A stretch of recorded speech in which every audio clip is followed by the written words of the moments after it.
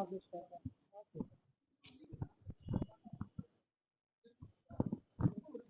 आगे ना, आपको फ्रेम पीछे क्यों जा रहा? मैं प्रेम बाबू, राजधानी न्यूज़ 24 से। इस समय मैं कानपुर के सरदार पटेल सरदार पटेल सरदार पटेल धर्मशाला सरदार पटेल धर्मशाला सरदार पटेल सेवा संस्थान संस्थान में मौजूद है। यहाँ पर अर्जक संघ का कोई प्रोग्राम चल रहा है। आइए जानते हैं क्या है प्रोग्राम। सर अपना परिचय देते बताइए क्या हो रहा है यहाँ?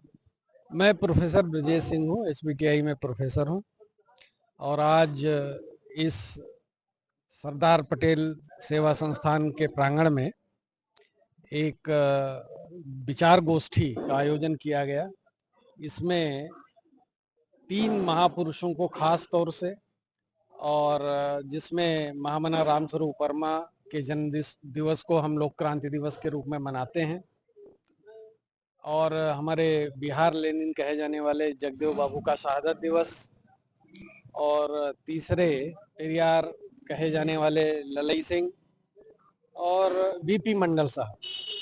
इन महापुरुषों के विचारों को याद किया गया, उनके दिखाए गए मार्ग पर आगे चलने का संकल्प लिया गया, और जो समाज में व्याप्त बुराइयां हैं उनको समाप्त करके एक स्वस्थ समाज के निर्माण के लिए, एक प्रगतिशील समाज के निर्माण के लिए, एक अच्छी शिक्षा व्यवस्था के लिए, अच्छी इलाज व्यवस्था के लिए, ऐसा समाज का निर्माण हो, इसके लिए विचार विमर्श किया गया।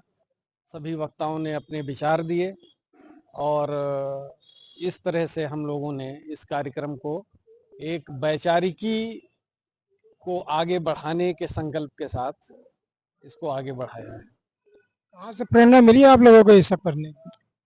हमारे महापुरुष जो रहे, जिन्होंने बहुजन समाज, अर्जक समाज, कमेरा समाज की दयनीय दशा को, उनकी आर्थिक स्थिति और शिक्षा को न मिलने के कारण उनकी जो दुर्दशा हुई है, उनको आगे बढ़ाने के लिए जो काम किया है हमारा संगठन अभी भी, चूंकि इस दौरान और भी एक तरह से देखें कि सामाजिक व्यवस्था और ज़्यादा ढोंग पाखंड अंधविश्वास में जकड़न बढ़ती जा रही है, और हमारा नौजवान मुख्य मुद्दों से भाग करके धर्म की चाशनी में, और या यूं कहें कि धर्म के दलदल में जो फंसता जा रहा है, उसको निकाल करके हमारा प्रयास है, हमारे संगठन का प्रयास है कि उसको आगे ले आएं और राष्ट्र निर्माण में उसकी भागीदारी सुनिश्चित की जाए। ये प्रेरणा हमको हमारे महापुरुषों से मिली है, महामना बुद्ध से लेकर के अंबेडकर तक, और महामना रामस्वरूप वर्मा, ललई सिंह यादव और जितने भी महापुरुष हैं उन्होंने ये अपने परिचय देते हुए बताइए। सर सारी प्रेरणा सीनियर सिटीजन में भी दे रखी है आप लोगों ने, यहाँ पे कोई यंगस्टर तो दिखाई नहीं दे रहा। नहीं, हमारे संगठन से तमाम सारे लोग जुड़ रहे हैं, और ये कारवां है, धीरे धीरे आगे बढ़ता है, तो ऐसी कोई बात नहीं है। और तमाम हमारा समाज नौजवान है। नहीं, नौजवान भी है, नौजवान भी है। हाँ, आप मैं देखें तो यहाँ सारे सीनियर सिटीजन ही देख रहा हूँ। नहीं, सीनियर सिटीजन नहीं, देखिए बगल में आपके ये चंद्रशेखर आजाद खड़े हुए हैं, ये सीनियर सिटीजन तो नहीं लग रहे हैं। उनके पीछे भी खड़े हुए हर प्रकार के लोग नौजवान नहीं जोड़ रहा है। नहीं, नौजवान हाँ बताइए। देखिए, आप प्रश्न करिए। मेरा प्रश्न यह था कि इस प्रोग्राम में सीनियर सिटीजन ही ज़्यादा दिखाई दे रहे हैं, यंगस्टर तो बहुत कम, ना के बराबर है। देखिए क्या है, उसको इस नज़रिए से देखना पड़ेगा कि जो आज की परिस्थिति है उसमें नौजवान के लिए सबसे बड़ा मुद्दा है रोजी रोटी। अगर उसकी रोजी रोटी पर कोई व्यवस्था हमारे पास नहीं है तो हमारे साथ बिल्कुल नहीं आएगा। और मैं ये देखता हूँ अर्जक संघ ही नहीं, अधिकतर संगठनों में मतलब यही व्यवस्था है कि नौयुवक नहीं जोड़ता है। आजाद समाज पार्टी सारे हम वहीं पे आ रहे थे, समझिए। आजाद समाज पार्टी जो है वो, उसमें जो यंगस्टर आ रहे हैं वो कह रहे हैं इस लूट में मेरा हिस्सा क्या होगा, समझे। तो वो लूट की नजरिए से उसमें आ रहे हैं, वो समाज को आगे कहाँ ले जाएंगे, उनके पास कोई मतलब इस तरह का मतलब वो दर्शन नहीं है कि हाँ हम आगे ये समाज कहाँ जाएगा। भाई आप इसको देख लीजिए कि बीएसपी आई, उसके साथ सारे लोग जुड़े कि नहीं जुड़े, आज उसकी क्या हालत है। ये भी वहीं चला जाएगा, क्योंकि जो लोग उससे खाली हुए हैं उन्होंने कहा इसमें कोई अब दम नहीं बचा है, अब यहाँ कुछ मारेंगे हाथ पैर। तो वही है, हर जो है पार्टी में जो भी लोग जा रहे हैं वो एक चलती गाड़ी में ही चढ़ना चाहते हैं। हम लोगों के हमारे हमारे लोग पास कोई पॉलिटिकल विंग नहीं है, इसलिए हमारे पास कोई उस तरह का मतलब वो नहीं उनके पास कि पॉलिटिकल बेनिफिट जैसा। इसलिए जो है नवयुवक हमारे साथ बहुत कम है। अगर नवयुवक को हम लोगों की विचारधारा समझ में आ जाए कि भविष्य में हम आज भले बेरोजगार हैं लेकिन आगे जो है ये रोजगार देने वाला है। मार्क्स की लड़की जो थी तो वो एक मतलब दवा के अभाव में मर रही थी, तो उनकी पत्नी ने कहा कि क्या तुम लिखते रहते हो, ये बेटी जो है दवा के अभाव में मर रही है। तो उन्होंने कहा कि देखिए अब आगे किसी की लड़की जो है दवा के अभाव नहीं मरेगी, मैं ऐसी व्यवस्था करके जा रहा हूँ। ठीक है, यंगस्टर तो आज का भविष्य देख रहा है सर, तब तक करते करते वो भी आपकी एज में आ जाएगा। देखिए यही तो है ना, हमारे पास धैर्य की कमी है। हम जो है कितनी माँ जल्दी बाप सोचते हैं हमने पढ़ा लिखा के बच्चों को बड़ा कर दिया, 2 पैसे तो कमा ये तो के समाज ऐसा बन गया है ना कि माँ बाप, भाई आपके पास कोई जीवन यापन के लिए कोई साधन नहीं है तो माँ बाप क्या भूखों मरेगा क्या, वो कहते मेरा बेटा कमाए। अब क्या है कि जैसी सरकार व्यवस्था बनाएगी समाज वैसे ही बनता चला जाएगा। कि समाज जो है आज खेती घाटे का सौदा है तो नौजवान कहाँ जाएगा, वो शहरों में आएगा, शहर में उसको शोषण का शिकार होना पड़ेगा, रोजगार है नहीं, तो क्या करेगा। तो उसको पेट भरना है कि आपके साथ आंदोलन में जाए, वो उन्हीं। मतलब आप कहना चाहते हैं कि यंगस्टर्स आपके मतलब सुझाव में नहीं है, आपकी विचारधारा से उनका लेना देना नहीं। हाँ वो मेरे साथ जुड़ना नहीं चाहता, समझे। हमने बहुत लोगों से बात की है तो वो कहते हैं कि अब बताओ नौकरी के लिए हम क्या करें, हमारे पास नौकरी नहीं तो हमारा भविष्य क्या होगा। आपकी तो मतलब जीवन कट रहा है तो आप, हाँ हमको नहीं पेंशन मिलती, हम तो प्राइवेट जॉब में। हाँ वो सही, आपकी बात की बहुत लोग मिल रही, लेकिन कितने लोग हैं ये बताइए। आप देखिए कि पेंशनर है पुरानी सरकार की देन है सर। बिल्कुल सही है कि पुरानी जैसी व्यवस्था जैसे अब बदलती जाएगी, नई नई चीजें आती जाएंगी। नई सरकार हाँ, तो छीने ले रही सारी छीने ले पैसा। रही है, क्योंकि वो कह रहा है कुछ लोगों के पास धन हो बाकी लोगों के पास नहीं, बाकी लोग खाते या खाते तो हमसे सवाल करते हैं। तो सवाल करने वाले लोग ना रहे, ऐसा इनको बना दो। ये है समाज सरकार के। एमपी एमएलए 5-5 लाख रुपए पेंशन ले रहा है। तो ये हम क्यों नहीं पूछते। अभी जो है इंडोनेशिया का आप देख रहे होंगे कि उन्होंने तनख्वाहें बढ़ाई तो वहाँ की जनता ने उनके घर फूंक दिए, उसको लोकसभा को फूंक दिया। हम तो कह रहे कि अरे यार अपने भी जात वाले एक नेता का तनख्वाह बढ़ गई, कुछ हमको भी इससे शायद मिल जाए। हैं तो हम तो कह नहीं रहे, वो तो उनकी एक बिरादरी है। सारे कोई आदमी कहता है कि भाई तनख्वाहें बढ़ा रहे हो हम इसके खिलाफ है, नहीं कहता। सारे लोग में थपथाते कि बढ़िया बढ़िया बढ़िया है। क्यों, उनका तो तुमसे तो कोई मतलब है नहीं। तो इसलिए जो है हमारा अगर वर्गीय दृष्टि होगा, हम मतलब गरीबों की बात करेंगे तो हम फिर गरीब की तरफ आएंगे। हम जात की बात करें तो जात में एक अमीर होगा, अरबपति होगा और वो भी हमारे जात दायरे में आ जाएगा है, तो वो उसका फायदा उठा लेगा, क्योंकि हम लोग जातिवादी लोग हैं। ये है, ये फर्क है। सर अपना परिचय देते हुए बताइए कि आज के यंगस्टर्स आप लोगों के साथ में क्यों नहीं जुड़ पा रहे। ऐसा है। अपना परिचय देते हुए। हाँ, मैं कमलेश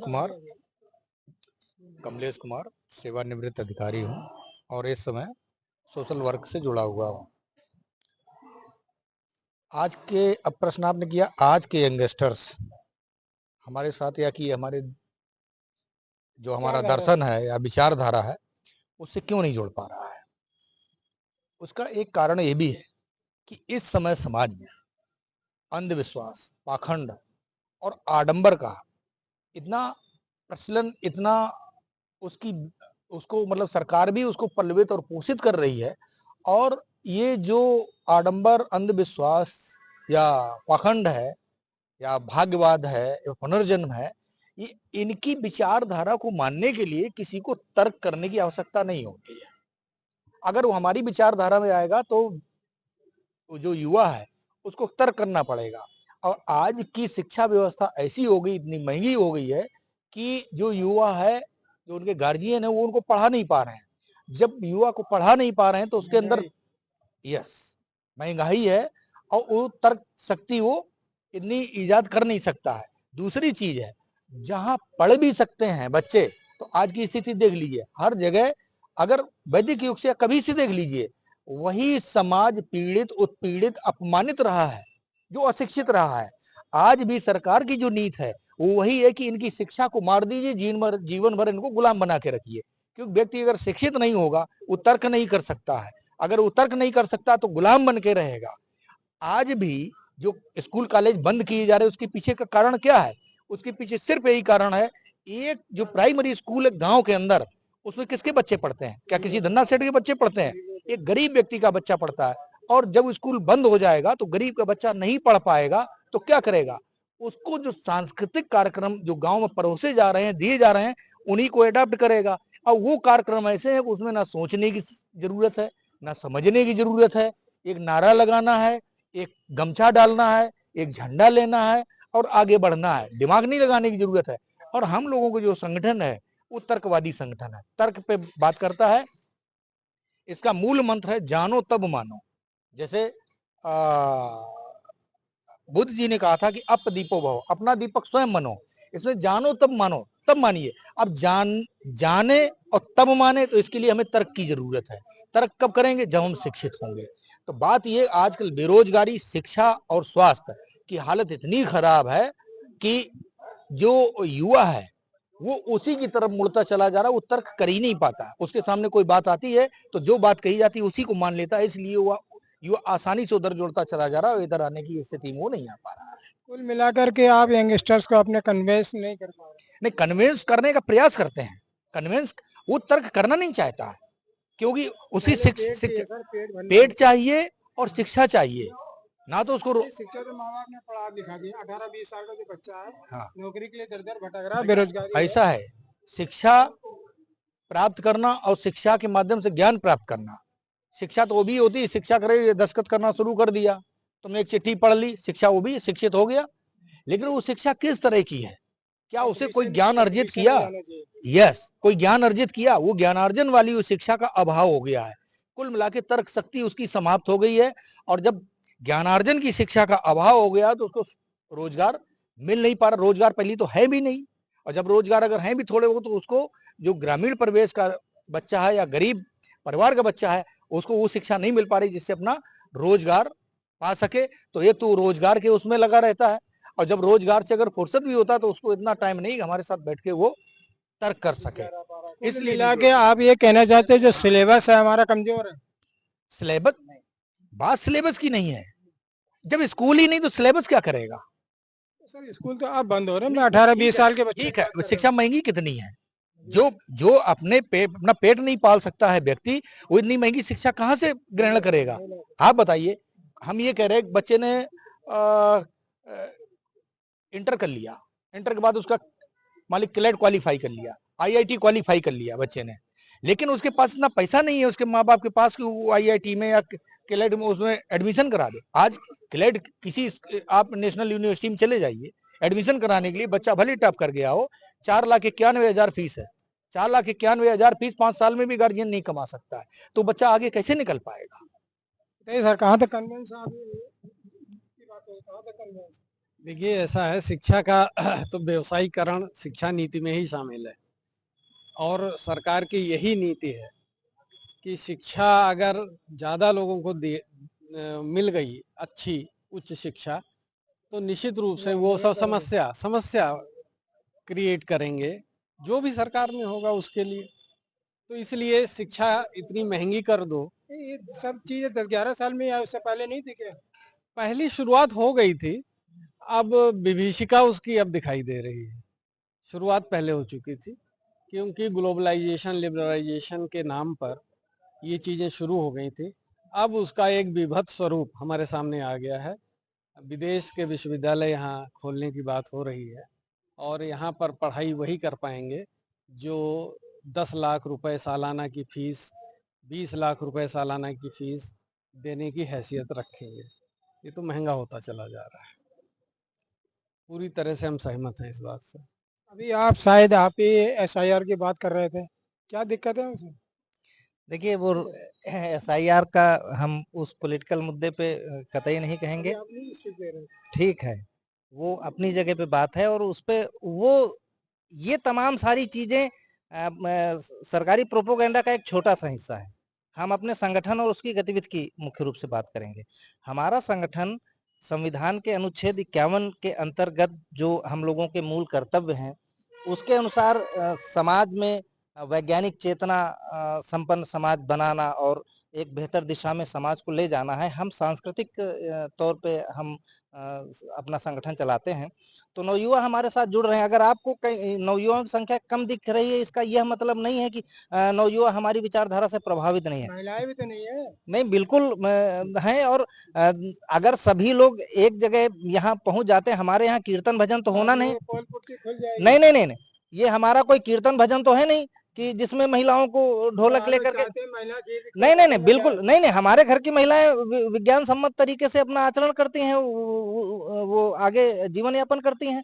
तो उसमें अगर यहाँ उपस्थित नहीं, इसका ये मतलब नहीं है कि हमारी विचारधारा बस 4 लोगों के बीच तक है, वो घरों तक है। और दूसरी बात, नहीं नहीं नहीं नहीं नहीं, देखिए अगर बच्चे हमारे यहाँ आपके कार्यक्रम में यहाँ उपस्थित नहीं है तो हम क्या कहें? अपने बच्चे को वो उसको पढ़ना है या उसको अपना काम देखना है, तो हम ये तो नहीं कह सकते बेटा हमारे साथ तुम अपना काम छोड़ करके अपने। नहीं, संडे को क्यों? संडे को क्या कोई काम नहीं होता या बच्चे पढ़ते नहीं है? और नहीं कॉम्पिटिटिव एग्जाम्स देने वाले बच्चे ऐसा नहीं होता, वो कंटिन्यूअस तैयारी करते हैं और इस तरह के कार्यक्रमों में अगर नहीं भी आते हैं तो उससे कोई फर्क नहीं पड़ता है कि बच्चे यहाँ उपस्थित है या नहीं उपस्थित है। अंत में क्या कहना चाहिए? अंत में मैं बस इतना ही कहना चाहूंगा कि बच्चों के ऊपर जो इतना दबाव है शिक्षा को लेकर के और महंगी शिक्षा को लेकर के गार्जियंस के ऊपर भी दबाव है, तो इस पे मेरा एक सूत्र वाक्य है कि कोई भी बच्चा पढ़ने से केवल इसलिए वंचित नहीं रहना चाहिए कि उसके माँ बाप के पास पैसा नहीं था या उसके अभिभावक के पास पैसा नहीं था। पहली बात तो सरकार पूरी सरकारी शिक्षा व्यवस्था करे, और अगर पूरी सरकारी शिक्षा व्यवस्था नहीं कर पा रही है तो प्राइवेट स्कूलों की फीस भी सरकार भरे। जो बच्चा मेरिट में है उसको एडमिशन मिले, और उसके माँ बाप के पास पैसा नहीं, गार्जियन के पास पैसा नहीं, तो उसकी फीस सरकार भरे। ये मेरा आम आदमी पार्टी ने दिल्ली के अंदर सरकारी स्कूलों का स्तर बढ़ाया था, उसको तो आप लोग निकाल बाहर किए। नहीं, वो अब दिल्ली की बात दिल्ली में है, हम यूपी की भारतीय नागरिक नहीं, बिल्कुल हम भारतीय नागरिक हैं। और ये तो अलग अलग देखिए कोई एक मुद्दे पे सरकारें नहीं बनती बिगड़ती हैं, उसके बहुआयामी विकल्प होते हैं जिनसे सरकारें बनती बिगड़ती हैं। और तमाम बार ये होता है कि एक छोटी चिंगारी बड़े बड़े साम्राज्यों को हिला के रख देती है। तो कब स्थितियां बेहतर होंगी, हम उम्मीद करते हैं कि बेहतर होगा, हम अच्छे की उम्मीद करते हैं। में क्या कहेंगे? अब अंत में यही कहना है कि भाई जो इस देश की व्यवस्था है, इस व्यवस्था का जो वैज्ञानिक चिंतन है वो हमारे समाज से गायब है। क्या है कि हम सरल बातें सरल लोगों के बीच में सरल तरीके से रखते हैं। बहुत बहुत धन्यवाद।